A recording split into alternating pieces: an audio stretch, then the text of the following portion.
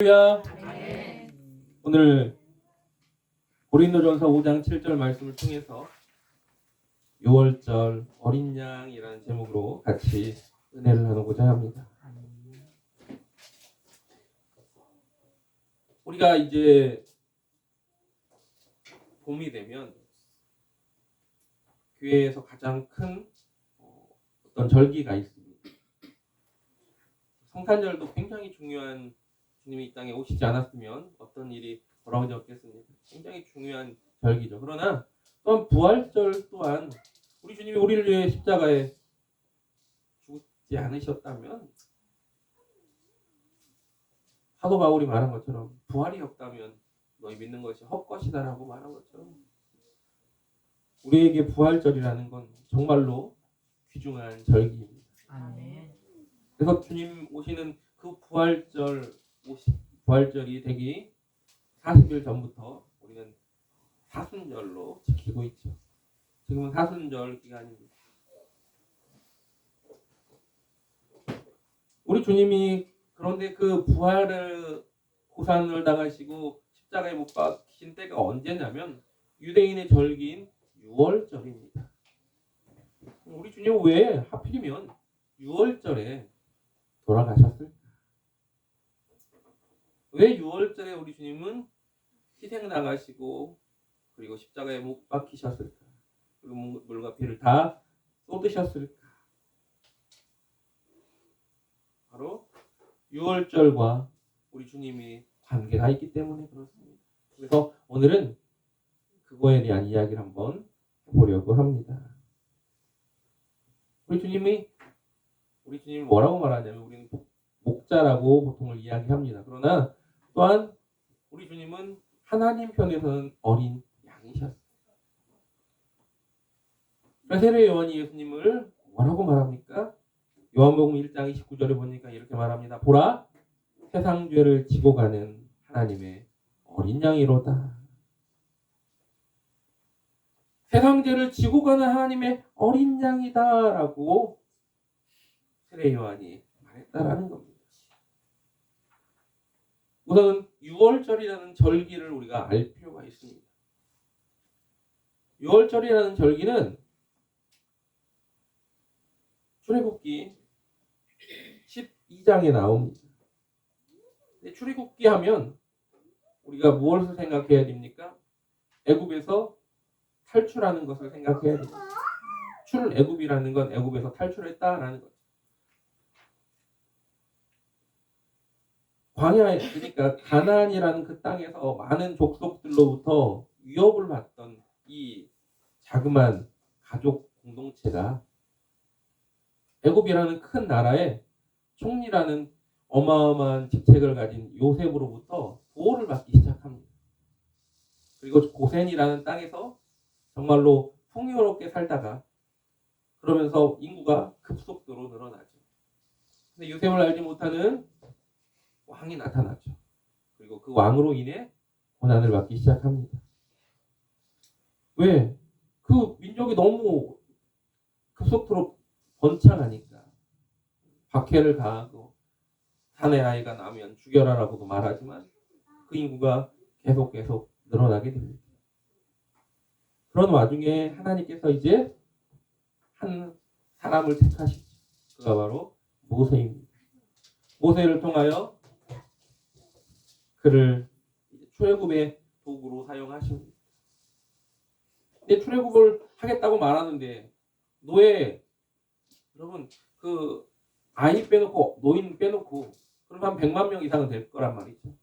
여러분 100만 명 넘는 그 노예 일꾼이 하루아침에 사라진다고 하면 좋아할 사람이 어디 있겠습니까? 여러분 나라가 마비가 될 거예요. 우리나라에 만약에 그 외국인 노동자들 그들이 한꺼번에 없어진다고 생각을 해보세요. 힘든 일 하던 그들이 한꺼번에 싹 없어지면 우리나라 건설 현장이나 이런 그 농가 어떤 일들을 하는 그런 곳에서 다 멈춰버립니다. 어부들도 이 하는 친구들이 되게 많거든요. 여러분 젊은 친구들은 대부분 어부들도 젊은 친구들은 누구예요? 다 그 해외 노동자. 그러면 우리나라 사람들은 어떤 분들이냐? 거기서 한 20년, 30년 이렇게 하셨던 어부들. 이분들은 나이가 대부분 50대가 훨씬 넘고 60대 막 그런 분들이란 말이에요. 공사 현장에 가도 그렇습니다. 공사 현장에 가도요. 다들 조금 그 기술이 있는 망치질하는 그런 분들은 대부분 다 60대가 넘었어요. 힘든 일은 다 그런 분들이 합니다. 그러면 그런 분들이 한 100만 명이 싹 한꺼번에 없어졌다고 생각을 해보세요. 우리나라도 마비될 건데 애국은 어떻겠습니까? 왕의 입장에서 절대 보내고 싶지 않죠. 그래서 안 보내는 겁니다. 보낼 수가 없습니다. 말도 꺼내지 못하게 하죠. 그러면서 그러다가 10가지 재앙이 하나씩 오게 되는 겁니다. 그 10가지 재앙을 하다 안 보내니까 마지막 재앙이 뭐였습니까? 바로 장자의 죽음이었습니다.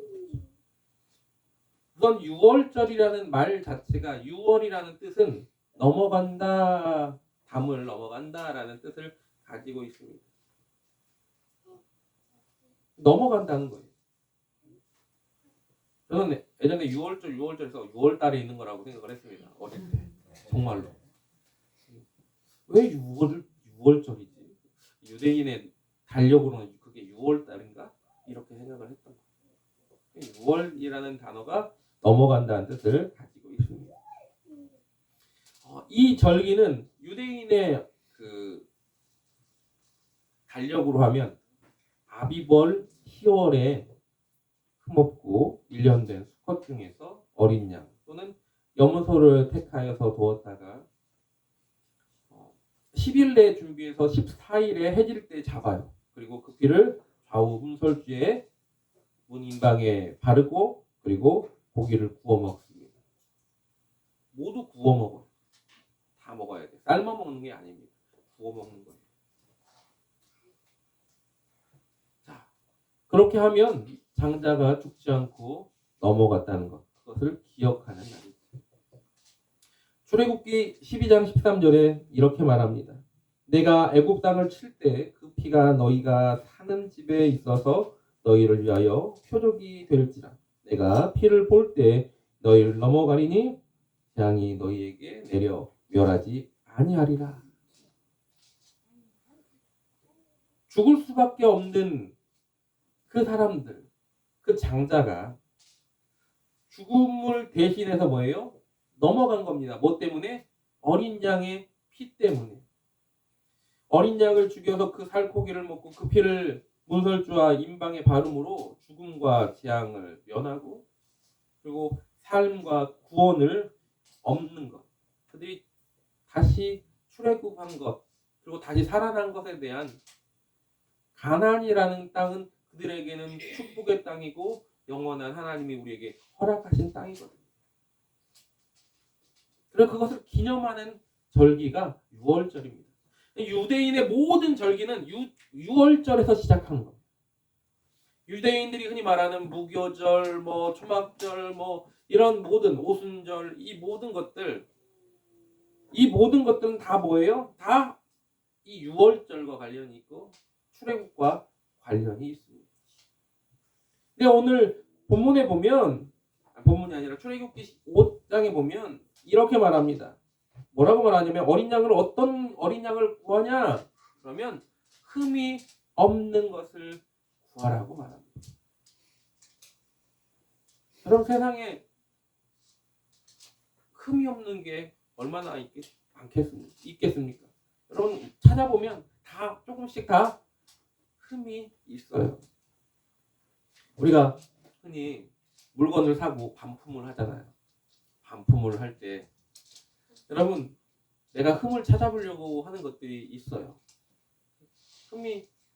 그러면 찾아보려고 하면 내가 봤을 때 여기가 조금 이렇게 좀 이상한 것 같아. 내 눈에 보기에 하고는 반품을 한다. 또 입어보고 또 옷 이렇게 박음질이 조금 이상한 것 같으면 또 반품을 하고 그런 거예요.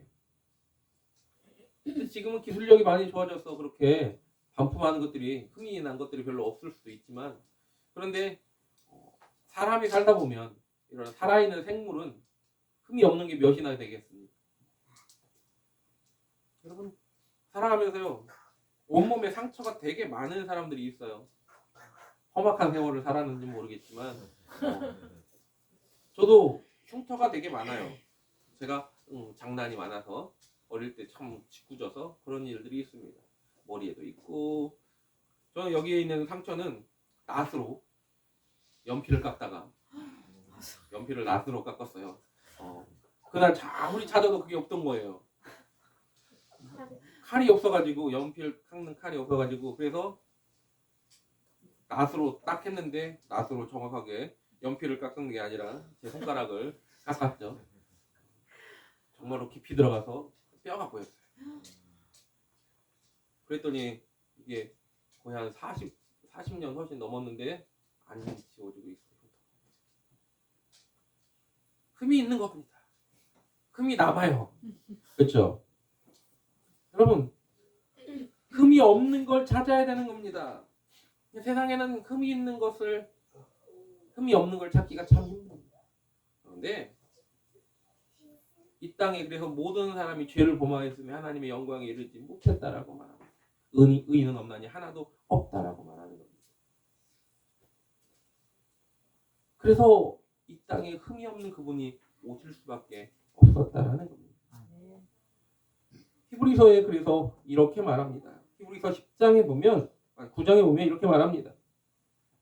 23절에 하늘에 있는 그것들은 이것들보다 더 좋은 재물이다 라고 말합니다. 그래서 그가 세상을 창조한 때부터 자기를 단번에 드리려고 이 땅에 나타났다라고 말하고 있습니다. 흠이 없는 그분이 그 죄를 지시기 위해서 이 땅에 오신 겁니다. 그게 세상 죄를 지고 가는 하나님의 어린 양입니다. 이 땅에서 구할 수 없는 재물이시기 때문에 그렇습니다. 또 오늘 본문에 보면은 오늘 본문이 아니라 출애굽기 12장 15절에 보면 이렇게 말합니다. 뭐라고 말하냐면 이 재물에 대한 어떤 이야기를 할 때 흠이 없는 어린 양이어야 되지만 또 1년 된 것을 이야기합니다. 여러분 사람으로 생각하면 안 됩니다. 양은 1년 되면 다 커요. 여러분 양이 1년이 지난 다음부터 털을 깎습니다. 양은 1년이 지나기 전에는 털 깎지 않아요. 근데 1년이 지난 양부터 털을 깎습니다. 1년이 지났다는 건 뭐냐면 얘가 다 컸다는 거예요. 컸지만 뭐예요? 아직 그 더러운 애는 아니다라는 거예요. 아직 살도 연하고 그리고 아직도 일을 할 수 있는 어떠한 가장 좋은 상태, 먹기도 좋고 또 그 힘도 좋은 그러한 상태를 이야기하는 겁니다. 우리 주님이 언제 십자가를 지셨냐면 바로 30대에 지셨죠. 우리 주님이 가장 건강할 때 그때 십자가를 지신 겁니다. 가장 건강하고 활동이 많은 때. 1년이라는 그 숫자가 그러한 것을 의미하는 겁니다. 어린 양, 우리가 흔히 말하는 어린 양이라고만 말하지만 그 어린 양에서 성년으로 들어가는 그 단계를 이야기하는 거예요. 어린 양이라고 했다고 조그만 양을 이야기하는 게 아니라는 겁니다. 그리고 또한 출애굽기 12장 5절에는 이렇게도 말합니다. 그 종류에 대해서 순양이다. 숫것으로 하되라고 말합니다. 남자로 하라는 겁니다. 수컷으로 하라는 겁니다. 수컷이 있어야 새끼를 낳을 수 있죠. 생명 또는 소득의 근원이 되는 수컷을 바치라는 겁니다. 그래서 그 짐승들도 보면 수컷이 훨씬 더 비쌉니다. 암컷보다. 또 따로 그 수컷을 종자를 할 수 있는 굉장히 튼튼한 애는 돼지도 그렇고 소도 그렇고 따로 키우죠. 얘네는요 진짜 비싸요. 종돈, 종우 이런 애들이 있어요. 얘네는 정말로 튼튼한 애들인데 값이 훨씬 더 비쌉니다. 그러한 모습의 장자. 근데 특별히 10번째 재앙에서는 어떤 이야기를 합니까? 처음 난 새끼, 장자를 이야기하죠. 이것도 바로 수컷을 이야기합니다. 수컷을 죽였다라는 건 무엇을 의미합니까? 그 대를 끊겠다라는 걸 이야기하는 겁니다. 그리고 또한 신명기서 15장 19절에 보면 이런 말씀이 있습니다. 너의 우양의 처음 난 수컷은 구별하여 내 하나님 여호와께 드릴 것이니 라고 말합니다. 또 민수기서 3장 13절에는 이런 말씀이 있습니다. 처음 난 자는 다 내 것입니다. 내 거다.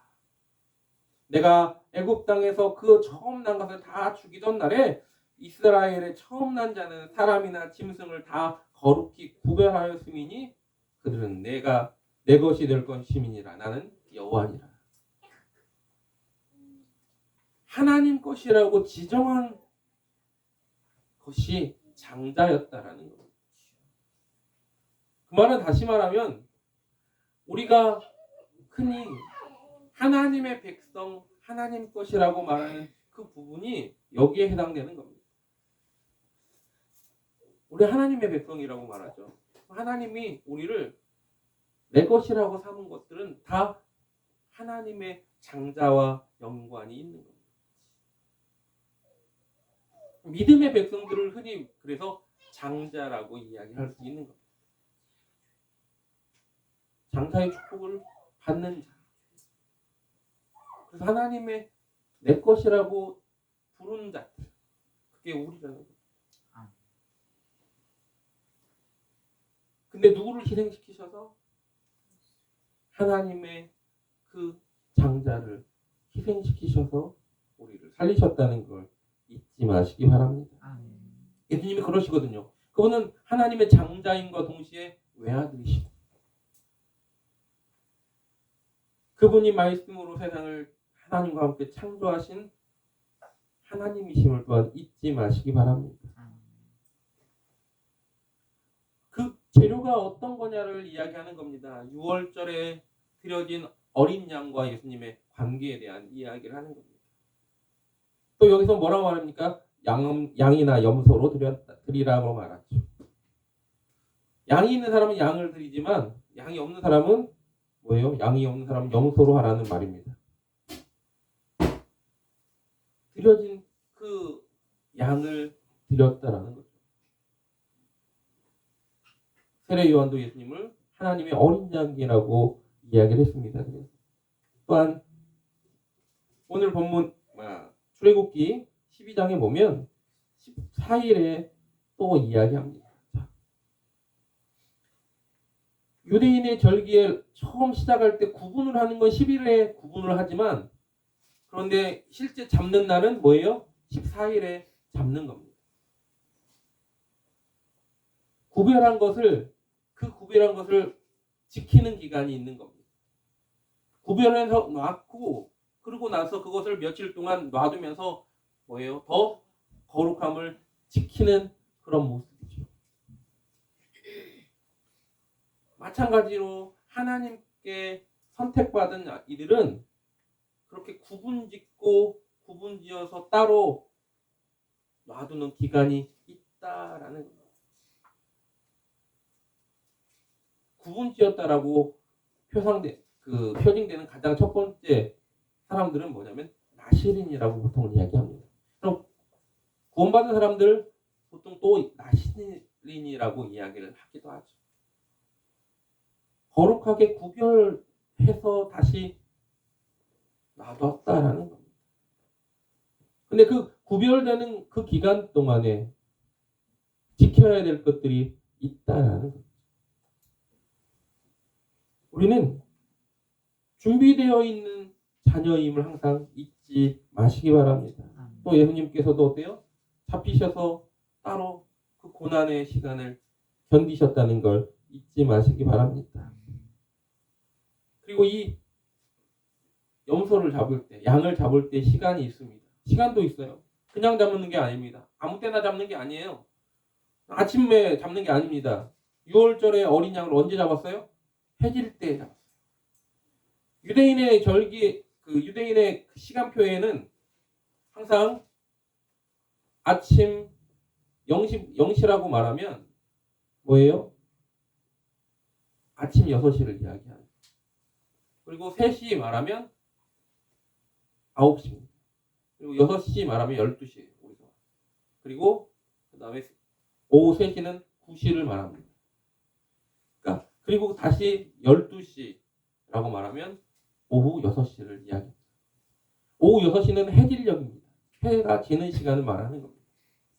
그리고 그래서 해가 뜰 때부터 해가 질 때까지 그 시간, 품꾼을 주는 그 포도원 품꾼을 주는 그 농부가 어떻게 합니까? 주인이 11시에 가서 데꼬잖아요. 그 11시는 오후 5시를 의미합니다. 해질 때 정도는 오후 5시에서 6시 사이를 이야기하는 거죠.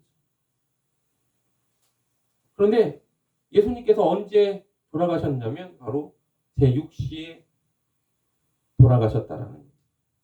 자, 때가 제6시쯤 돼요. 누가복음 23장 44절부터 46절을 보면 때가 제60쯤 되어 해가 빛을 잃고 온 땅에 어둠이 임하여 제9시까지 계속하며 성소의 휘장이 한가운데가 찢어지더라.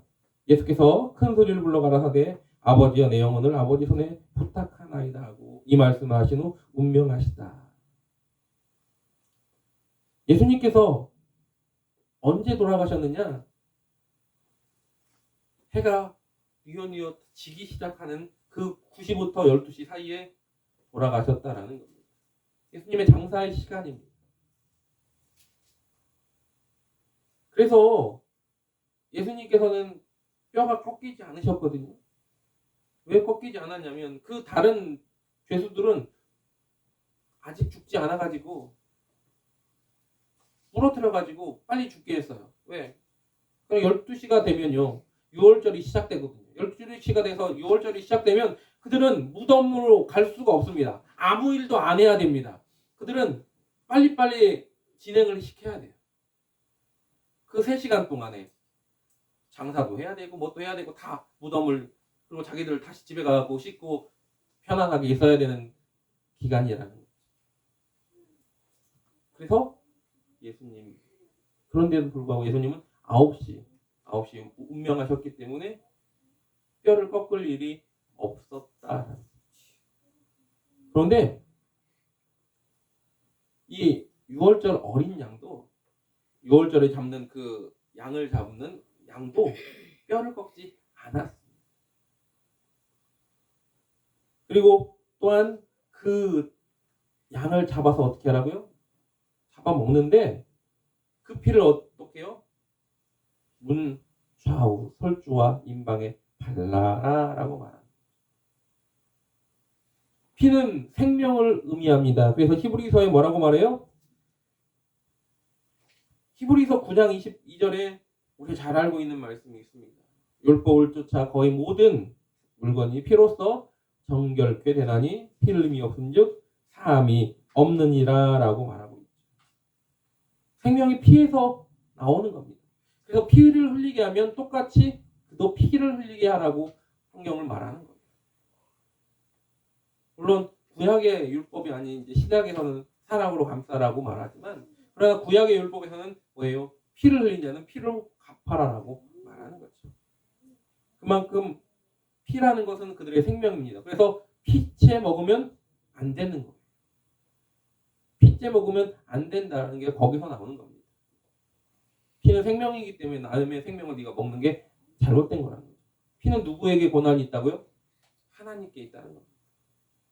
그래서 자기가 스스로 자기를 죽여도 안 되는 거예요. 왜? 피를 흘렸기 때문에. 자기 생명을 네 거 아닌데 네 마음대로 생명을 거두는 것은 잘못이라고 말하는 거죠. 그 피를 이야기하는 그 피를 어디다 바르라고요? 문설주에 바르라는 겁니다. 예수 그리스도의 피를 우리의 어디에요? 문에 바르라는 겁니다. 우리 마음 문에 발라야 되는 겁니다. 그 피로 우리가 정결케 될 수 있다는 겁니다. 그 피로만이 사함을 받을 수 있다라는 겁니다. 히브리서 9장에 보면 그 피 흘림에 대한 이야기가 자주 나옵니다. 그런데 세상에서 그들이 제물로 드렸던 어린 양의 피는 그 순간만에 어떤 죄를 씻을 수 있죠. 그래서 25절에 보니까 히브리서 9장 25절을 보면 이렇게 말합니다. 대제사장이 해마다 다른 것의 피로써 성소에 들어가는 것 같이 그 피로 일시적으로 사함을 받는 거예요. 그래서 대제사장이 뭐예요? 성소에 들어갈 수 있습니다. 성소에요. 지성소에 아무나 들어가지 못합니다. 1년에 한 번밖에 못 들어가요. 근데 만약에 대제사장이 그때 죄를 짓잖아요. 짓고 만약에 희생제물을 드리지 않고 만약에 들어갔다. 그럼 죽습니다. 대제사장이 지성소에 들어갈 때 다리에다가 방울을 달아 넣었어요. 들어가요. 나와야 될 시간에 안 나오면 방울을 당겨 봅니다. 줄을. 근데 안에서 나 살아있어 하고 이렇게 안 하면 그러면 줄을 이렇게 잡아 당겨야 돼요. 왜? 죽어 있으니까. 들어가면 다 죽으니까. 그게 구약의 율법이었습니다. 그런데 우리 주님께서 오심으로 말미암아 28절에 이렇게 말합니다. 그리스도도 많은 사람의 죄를 담당하시려고 단번에 들이신 바 되셨고 구원에 이르게 하기 위하여 죄와 상관없이 자기를 바라보는 자들에게 두 번째 나타나시느니라. 그분이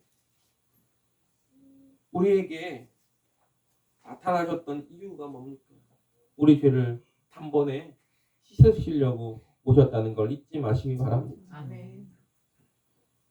그러면서 뭐라고 말하냐? 또 이렇게 말합니다. 출애굽기 12장 9절에 보면 날 것으로나 물에 삶아서 먹지 말고 머리와 다리와 내장을 다 불에 구워서 먹으라고 말합니다. 구워서 먹으라고 말해요. 날 것으로 먹지 말라는 겁니다. 저 회 좋아하는데 라고 말할 수 있죠. 근데 왜 날 것으로 먹지 말라는 거예요? 피를 상징하는 것이기 때문에 그렇습니다. 그런데 그것이 왜 구분되어졌어야 되냐면 과거에 이 이방 종교들은 날고기를 바치고 피 있는 날고기를 먹는 그런 습관이 있었습니다. 근데 더 중요한 건 뭐냐면 위생적으로 그때는 그것이 너무나 비위생적이고 좋지 않았다라는 거죠. 그래서 생명을 타는 피째 먹지 못하게 함으로써 뭐예요? 그들에게 죽음에서 구원에 이르는 그런 이방 종교들의 풍습과 구별된 모습으로 음식을 먹게 하셨던 겁니다. 또 재물을 뭐예요? 태워서 먹으라고 말하죠. 삶아서 먹지 말라고 말합니다. 삶아서 먹으면 시간이 오래 걸려서 그럴 수도 있고요. 또 하나님께서 어떠한 그 기간을 이야기하실 때 말하는 거죠. 태워서 먹으면 구워 먹으면 좀 더 빨리 먹을 수도 있잖아요. 그 밤에 그걸 다 먹어야 돼. 양을 다 먹어야 되는데 어떻게 해야 돼요? 삶는 데 시간이 오래 걸리죠. 빨리빨리 구워서 빨리빨리 먹어야 됩니다. 근데 이것을 무엇을 의미하냐면 회개에 대한 이야기입니다. 회개는요. 즉시 빠르게 해야 된다는 겁니다. 속히 해야 된다는 겁니다. 회개를 예전 거 다 계속 이렇게 묻어두고 가는 게 아니라는 겁니다. 하나님 앞에 그 잘못한 그것에 대해서 즉시 속히 회개해야 함을 이야기하고 있습니다. 마치 애국 병정은 마귀와 같습니다. 그래서 우리가 빨리 회개하지 않으면 속히 회개하지 않으면 어느샌가 뒷덜미가 잡히는 거예요. 그들의 밥이 되는 겁니다. 잊지 마시기 바랍니다. 그래서 아침까지 남겨두지 말고 빨리 먹어라라고 말하죠. 그리고 남은 것은 곧 소화하라고 말하고 있습니다. 싹 불태워서 없애는 거예요. 여기서 소화하라니까 먹어서 빨리 소화를 시켜야 된다고 생각을 하시는데 그게 아니고요. 배가 꽉 찼는데 양 한 마리를 잡았는데 하룻밤에 싹 못 먹잖아요. 그렇죠? 다 못 먹어요. 또 먹지 못한 것은 어떻게 하느냐? 소화하라는 겁니다. 배 태워서 없애라는 겁니다. 그것은 하나님의 백성이 구원을 받는 것을 나누지 못한다는 걸 이야기하는 겁니다. 그 음식을 그것을 유대인들이 아닌 이방인들이 먹을 수 있기 때문에 애굽인들이 먹을 수 있기 때문에 그것을 너희들이 먹고 너희만이 구원받은 백성임을 너희만이 구원받은 자녀임을 잊지 말라는 겁니다. 그들과 나눌 수 없다라는 겁니다. 이거는 구원의 법칙과도 관계가 있습니다. 여러분 구원은요 내가 남을 구원시킬 수 없습니다. 중세시대에 뭘 지었어요? 성당을 막 짓는데 성당을 짓다가 뭘 팔아요? 면죄부를 팔지 않습니다. 근데 조상의 죄를 대신 연옥에 있는 그 조상의 죄를 면죄부를 사가지고 천국으로 옮기겠다는 어떤 모습이 있었죠. 다 거짓말입니다. 구원은 하나님과 나와 1대1 관계입니다. 내가 아무리 기도 열심히 했다고 해서 내 자녀가 구원받지 못합니다. 내가 아무리 기도 많이 했다고 해서 내 부모가 구원받지 못합니다. 내 형제가 구원받지 못합니다. 그들이 하나님을 만날 수 있게 해달라고 기도는 할 수 있죠. 그러나 내가 그들의 구원까지 책임질 수는 없는 겁니다. 우리가 먹은 우리만이 먹을 수 있는 구원받은 자만이 먹을 수 생명의 양식을 먹을 수 있다는 걸 잊지 마시기 바랍니다. 그러면 너는 어떻게 해요? 또 너희는 그것을 이렇게 먹을지니 허리에 띠를 띠고 발에 신을 신고 손에 지팡이를 잡고 급히 먹으라 라고 말합니다. 왜요? 구원받는 것은 언제 올지 모르기 때문에 그렇습니다. 여러분 구원의 모습은 주님이 언제 오신다고 약속한 게 아니기 때문에 날마다 점점 가까워 오고 있지만 우리는 어떻게 해야 돼요? 슬기로운 다섯 처녀처럼 기름을 준비하며 기다리는 겁니다. 언제든 주님이 가라 명하시면 움직일 수 있도록 와라라고 말하면 그 길에 순종하며 갈 수 있는 그런 모습 그게 있어야 되는 거죠. 멈춰 있는 것이 아니라는 겁니다. 그래서 뭐라고 말합니까? 또 내가 그 밤에 다 치겠다고 하나님이 말씀하시죠. 그래서 그것들을 하나님이 원하시는 삶 속에서 우리가 가야 되는 겁니다. 그러한 모습 속에서 그들은 구원을 받았어요. 애굽에서 장자의 죽음을 면하고 그들은 출애굽한 겁니다. 마찬가지입니다. 이 땅에 살아가는 우리가 죄로서 다 죽을 수밖에 없는데 그런 우리가 예수님의 피 흘리심으로 말미암아 구원받은 백성이 되었다라는 겁니다. 그 주님이 오신 날이 언제라고요? 바로 성탄절이고 그리고 그분이 우리를 위해 그 고난을 받으시며 죽은 하나님의 어린 양이 되신 희생제물이 되신 날이 바로 부활절이라는 겁니다. 그럼 그날을 잊지 마시기 바랍니다. 그리고 그것을 어떻게 해요? 우리가 결코 그날을 기념하며 날마다 그날을 생각하면서 그 6월절 어린 양 되신 예수 그리스도를 내 마음 가운데 모시고 오늘도 나아가야 됩니다. 그리고 우리에게 자꾸 우리를 넘어뜨리려고 하는 그 이 땅의 사망 권세 예수의 보혈로 정결함을 오늘도 입고 나아가길 원합니다. 주보혈 아래 오늘도 살아가길 원합니다. 그리고 함께 찬양하길 원합니다. 그래서 6월절 어린 양의 그 피로 우리는 주보혈 아래 있습니다.